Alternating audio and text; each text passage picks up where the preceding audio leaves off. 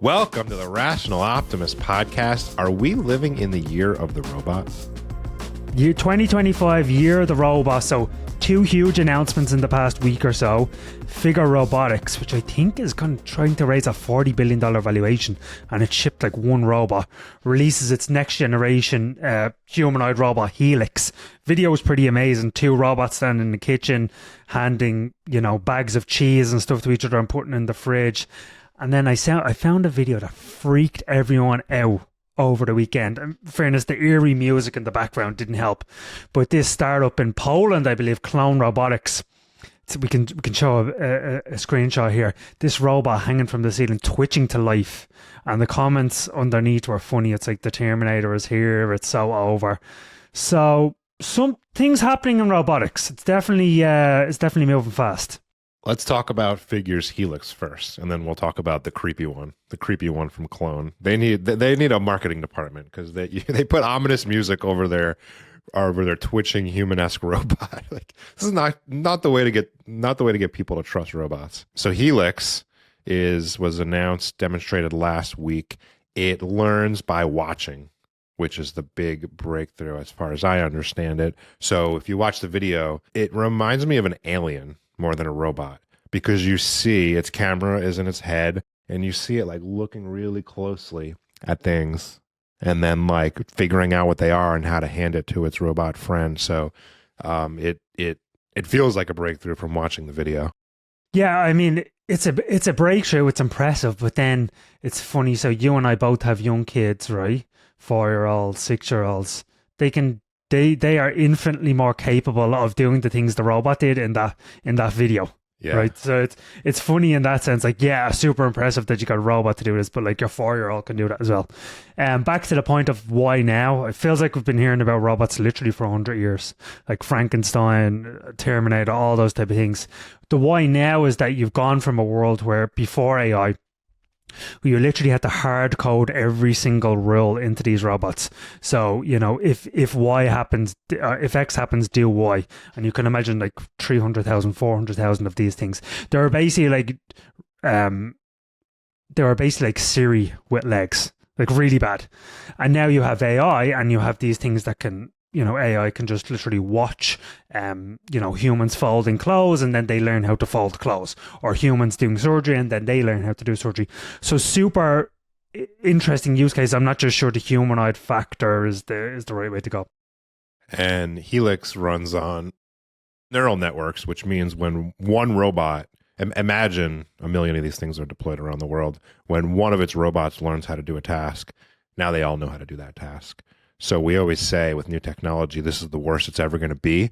But this should really ramp up the learning curve. Yeah, I mean, that's pretty impressive, right? That really is impressive. In this, it's kind of like Tesla self-driving cars, right? They just push out an update, and suddenly all the cars in the world are better and have that new update. Yeah, I'm not sure the humanoid factor is the right way to go, even though it's improving fast. Yeah, you've said that before. Why? What's wrong with humanoid robots?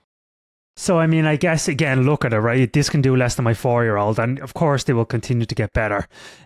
For me, this is completely the wrong. So there's this word in technology called skeuomorphic, and it's essentially mapping the new thing to the old thing. And there's so many examples of this. So when the first iPhone came out, they had like digital libraries that like kind of had the same features as like a normal library. When the first TV shows came out, it was kind of like they were trying to make it look like on-stage performances, all these type of things, right? And I think this is skeuomorphic thinking. So nature's great, awesome. We evolved over billions of years to look this way. But if you were designing a robot from first principles, would you make it look like a human? I don't think so.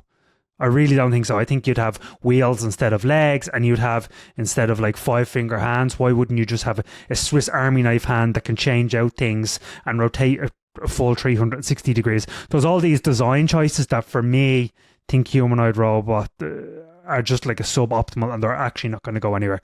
And that's not to say nothing of, I just think they're freaky to people. I don't find them freaky. I think it's great, but I think people will find them freaky. Even there's a bunch of there's dozens of robotic humanoid robot startups. I think 1KX, I think they're called. They're out of Norway. And there's this video of the robot picking up a bag for a girl in the home, and it's just so freaky looking. I half agree with you, but there's a lot of settings where resembling a human will give people a level of comfort interacting with the robot. Like imagine a doorman at a hotel or a staff helping at an assisted living facility. I think if you look more human-esque, people might be more likely to accept you. But you're right about the creepiness factor. We're going to need an iPhone of robots. We're going to need a Steve Jobs designing the iPhone of robots to come along and create something simple, beautiful that people love to use, because they are varying levels of creepiness right now. So I think your point about the where they are is super important. So right now they're being marketed as something in your home, like a souped up Rosie, the robot that's going to do your dishes and dust everywhere and stuff like that.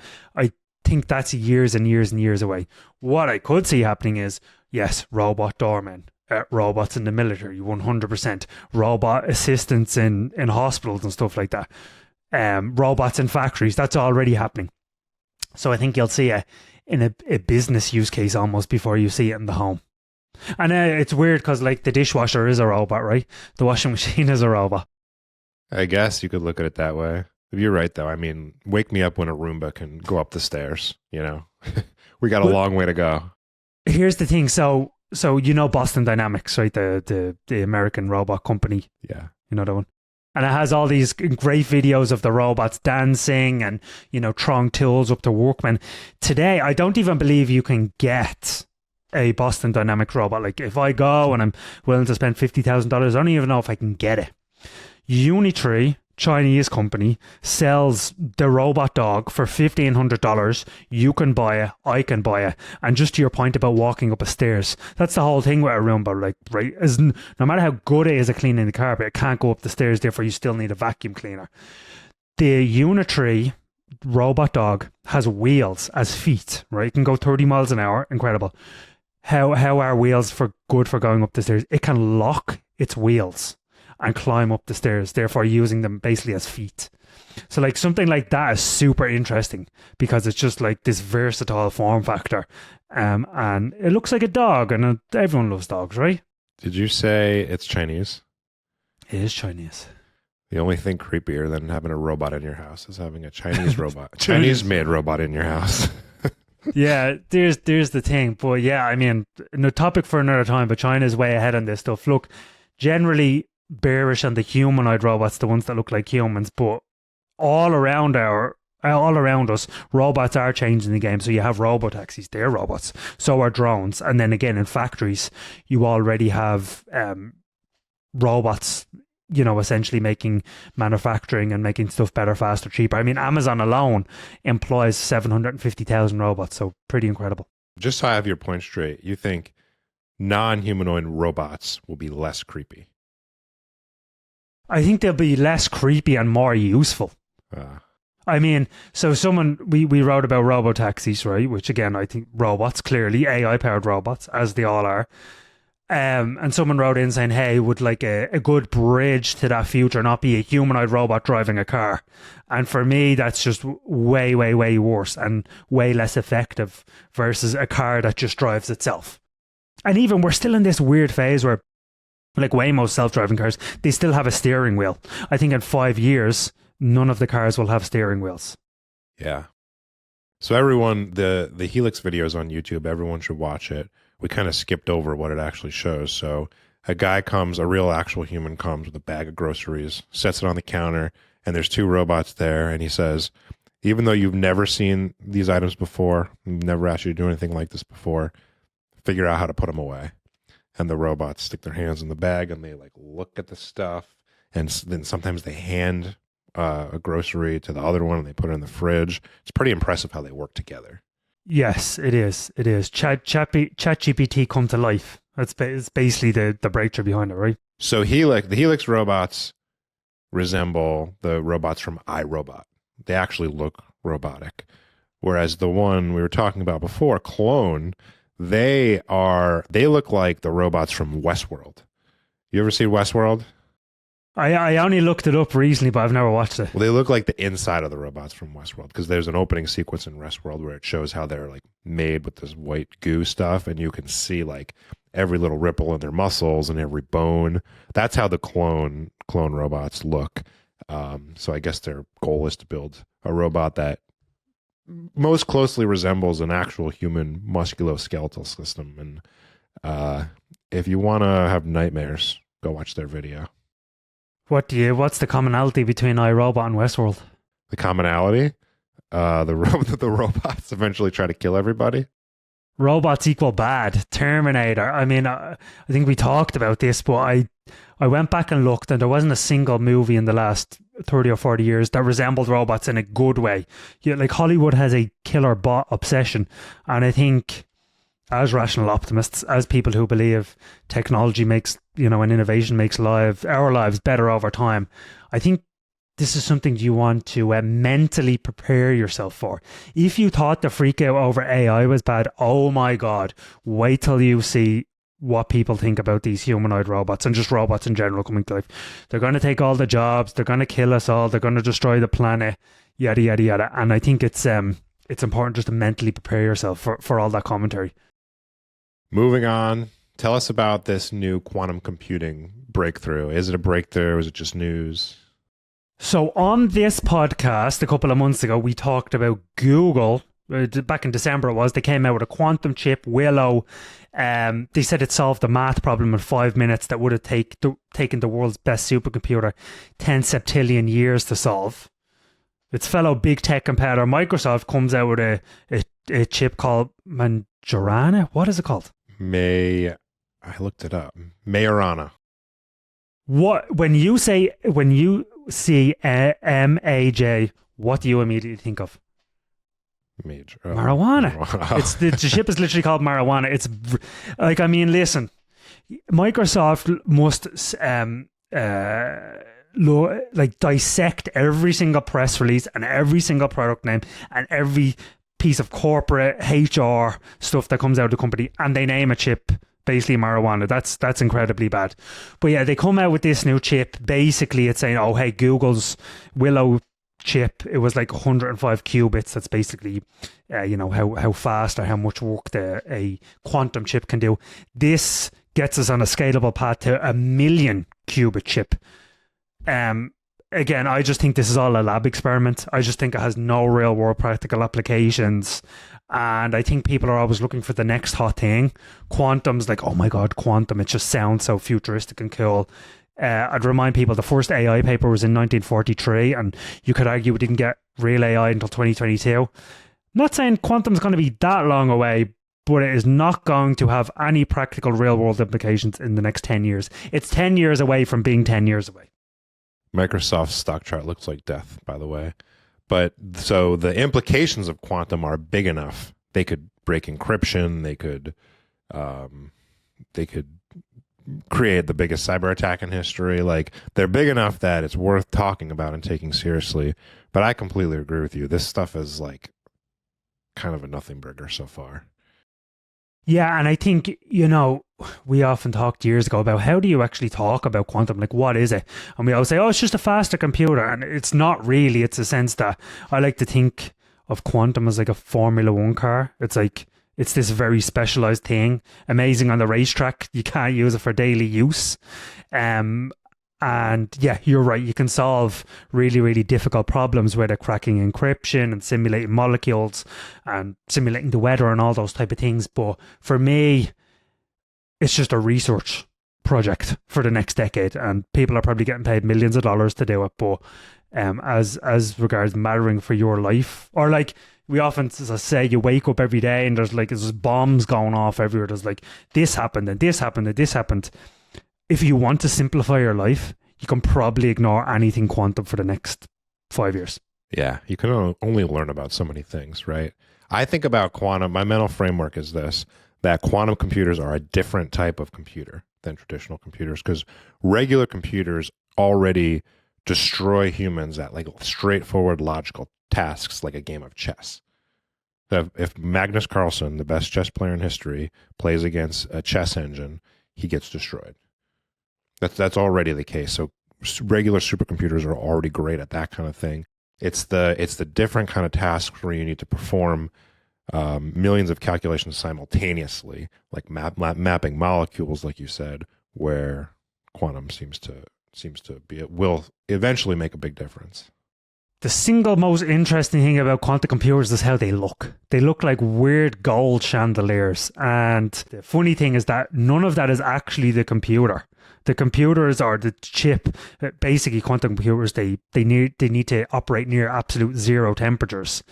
So all that big, huge, weird chandelier thing you see, that's basically just the infrastructure, the life support system needed to make the tiny quantum computing chip at the bottom work. That's the most interesting thing and the only noteworthy thing about quantum, I think, for the next decade. We have a new leader in the AI clubhouse, and it's Grok. We did. Have you played around with Grok over the last week? Yeah. We briefly talked about it on the podcast last week, so give me your a week on impressions. The last couple days I've used it a couple hours a day. Very, very, very impressed. It's part of X, formerly Twitter, so it can take information in real time from everything going on Twitter. And as we know, Twitter's the place where news first happens. If you want to be ahead of the news, you got to be on Twitter.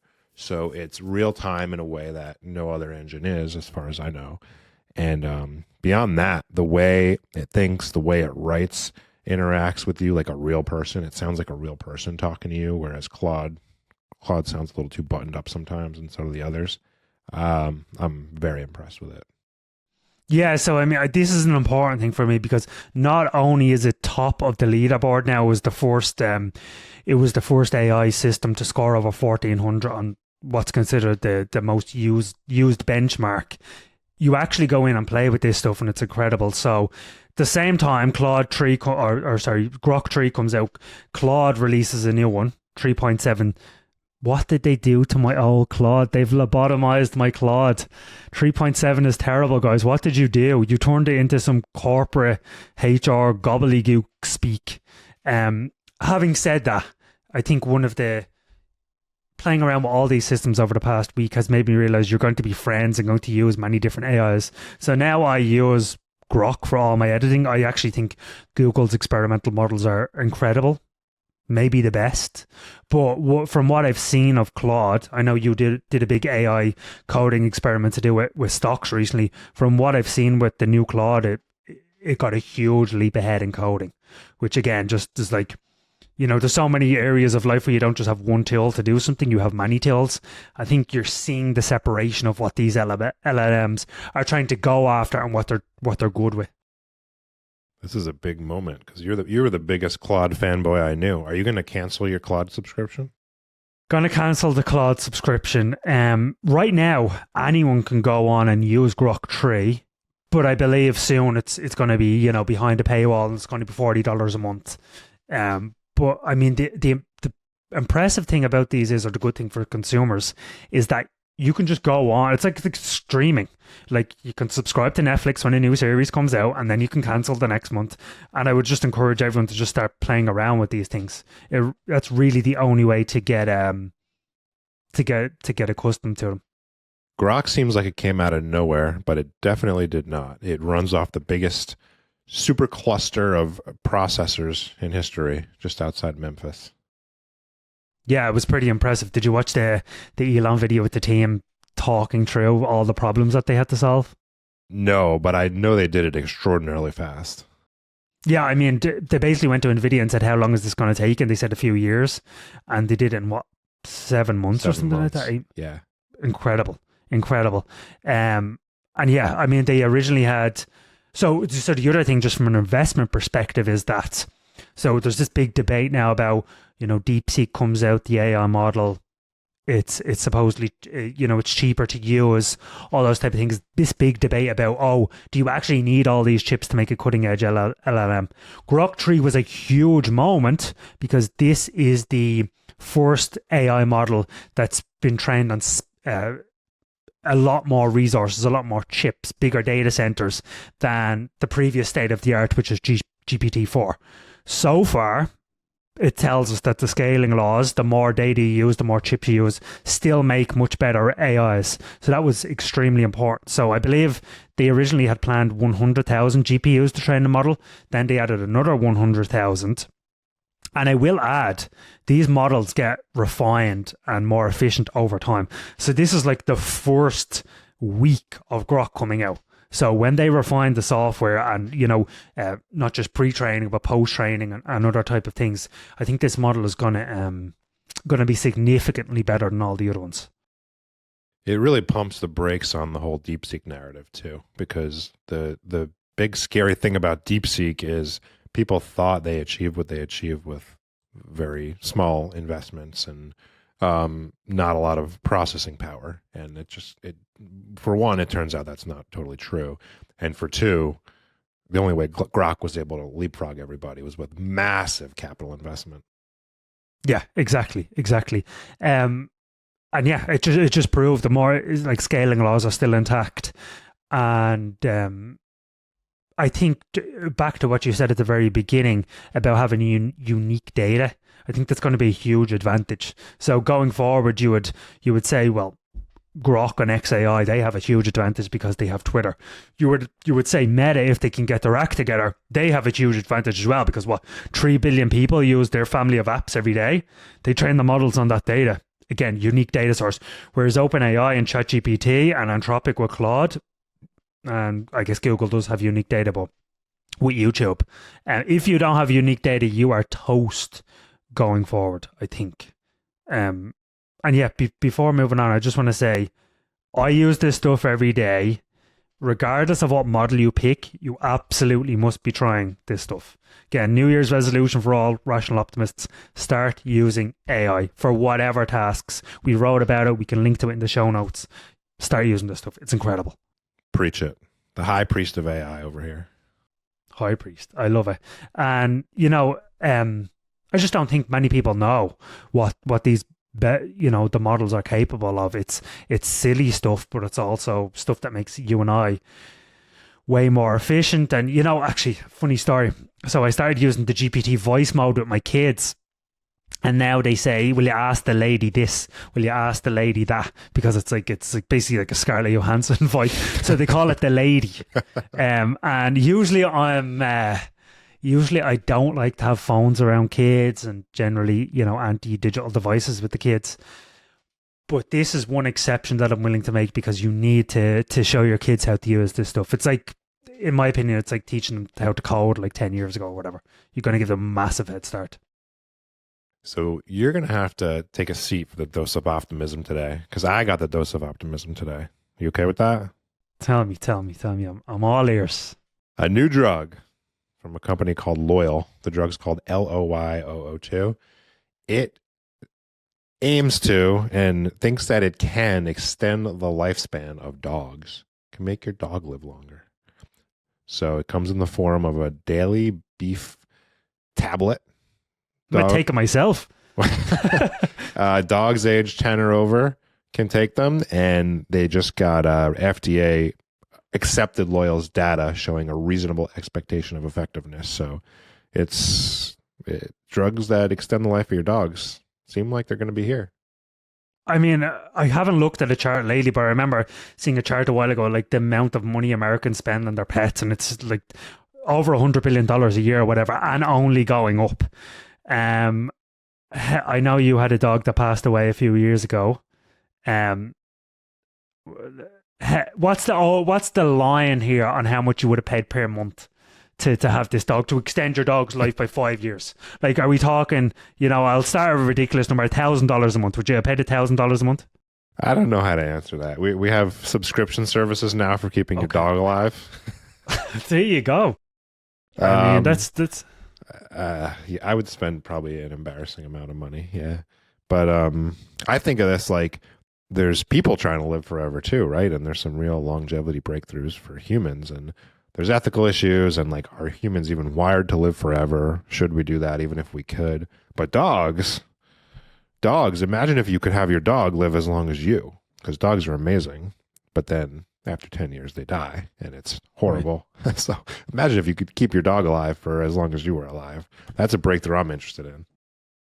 I bet you some humans are going to try to take this, because what was that drug during COVID? It was like a horse dewormer or something, and people were taking it. Yeah. No, I think that was ivermectin, and it's not. It's actually a human drug, but they smeared some people with it by calling it a horse dewormer. Oh, there you go. See, that's how uninformed I am. I do know people take the drug illegally, ketamine, which I believe is a horse tranquilizer. So if people are willing to do whatever with horse tranquilizers, I guarantee people are going to start taking this longevity drug. Maybe it works. Maybe. We'll see. Maybe. All right. Viewers, you can boost our optimism by hitting the subscribe button, ringing that bell, and leaving us a comment. This greatly helps our channel grow. We appreciate all of your support, and we'll see you next week.